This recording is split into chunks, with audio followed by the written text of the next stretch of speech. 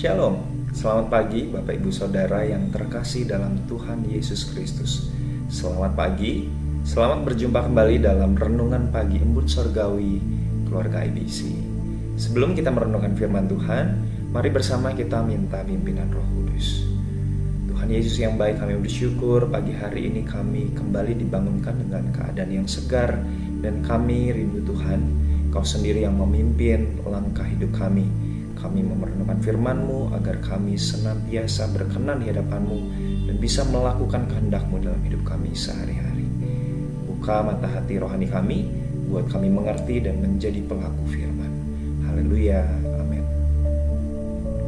Firman Tuhan pagi hari ini berjudul Hidup adalah Perjuangan. Natsnya diambil dari Ibrani pasal yang ke-10 ayat 32 sampai yang ke-39. Demikian firman Tuhan. Ingatlah akan masa yang lalu, sesudah kamu menerima terang, kamu banyak menderita oleh karena kamu bertahan dalam perjuangan yang berat. Baik waktu kamu dijadikan tontonan oleh cercaan dan penderitaan, maupun waktu kamu mengambil bagian dalam penderitaan mereka yang diperlakukan sedemikian. Memang, kamu telah turut mengambil bagian dalam penderitaan orang-orang hukuman, dan ketika harta kamu dirampas, kamu menerima hal itu dengan sukacita, sebab kamu tahu bahwa kamu memiliki harta yang lebih baik dan yang lebih menetap sifatnya. Sebab itu, janganlah kamu melepaskan kepercayaanmu, karena besar upah yang menantinya. Sebab kamu memerlukan ketekunan, supaya sesudah kamu melakukan kehendak Allah, kamu memperoleh apa yang dijanjikan itu. Sebab sedikit, bahkan sangat sedikit waktu lagi, dan Ia yang akan datang sudah akan ada, tanpa menangguhkan kedatangannya. Tetapi orangku yang benar akan hidup oleh iman. Dan apabila ia mengundurkan diri, maka aku tidak berkenan kepadanya. Tetapi kita bukanlah orang-orang yang mengundurkan diri dan binasa, tetapi orang-orang yang percaya dan yang beroleh hidup. Amin. Demikian pembacaan firman Tuhan. Bapak Ibu Saudara yang Tuhan Yesus kasihi, hidup adalah perjuangan. Setiap hari kita pasti berjuang, betul? Berjuang untuk bangun tidur, berjuang untuk melawan rasa malas untuk bekerja atau belajar hal-hal yang baru. Bahkan berjuang untuk melakukan kehendak Tuhan seperti membaca firman-Nya setiap hari, serta memiliki waktu pribadi bersamanya.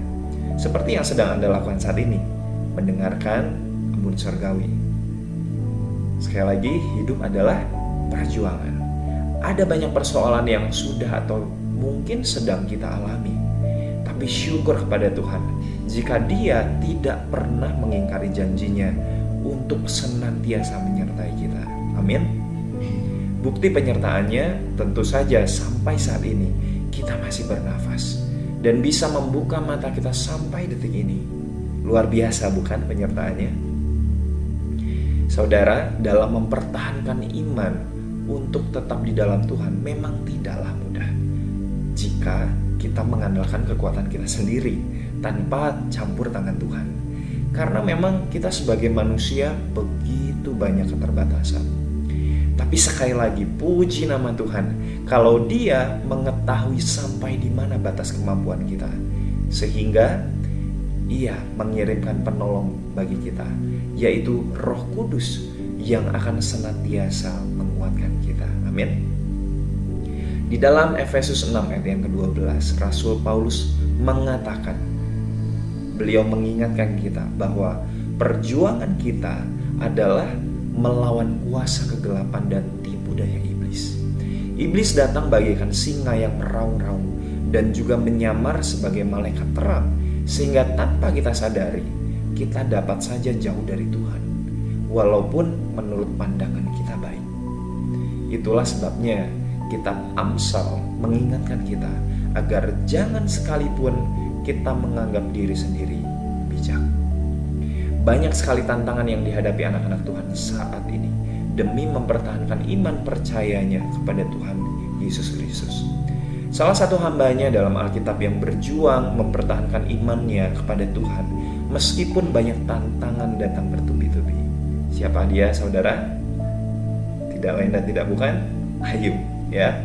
Ayub menampilkan keteladanan imannya dan tetap berpegang teguh pada janji Tuhan bahwa dia, Tuhan, tidak akan pernah sekalipun meninggalkan umatnya. Melalui keteguhan iman Ayub, bahkan nama Tuhan pun dimuliakan melalui hidupnya.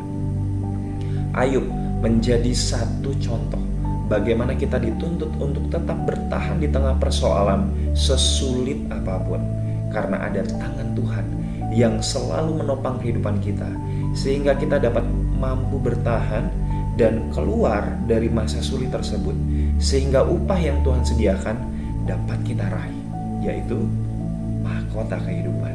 Amin. Yap. Mazmur 37 ayat 3-5 mengatakan bahwa percayalah kepada Tuhan, lakukanlah yang baik, diamlah di negeri dan berlakulah setia. Bergembiralah karena Tuhan, maka Ia akan memberikan kepadamu apa yang diinginkan hatimu. Serahkanlah hidupmu kepada Tuhan dan percayalah kepadanya, dan Ia akan bertindak. Saudara, mengikut Tuhan Yesus memang tidaklah mudah. Ini adalah jalan yang paling sulit. Tapi tahukah Anda bahwa mengikut Yesus dan berjuang untuk terus-menerus mengikuti kehendak-Nya adalah keputusan yang sangat tepat yang telah Anda ambil. Katakan pada diri sendiri bahwa Anda sudah melakukan keputusan yang paling tepat untuk mengikut Yesus dan berjuang di dalam iman. Karena apa, saudara? Karena upah besar, yaitu mahkota kehidupan, mahkota sorgawi, sebetulnya sudah kita terima dalam Kristus Yesus melalui pengorbanannya di atas kayu salib. Amin.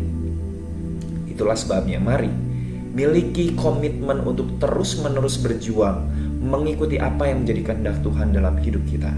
Dan ketahuilah bahwa Roh Kudus senantiasa memberikan jalan keluar dalam setiap persoalan. Dia, Roh Kudus, yang akan selalu memberikan kekuatan dalam setiap badai kehidupan. Dan Dialah yang akan selalu memberikan penyertaan dalam setiap jalan yang Ia tunjukkan.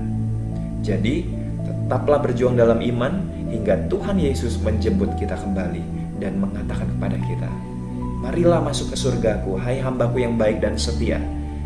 Selamat beraktivitas, tetap teguh dalam iman.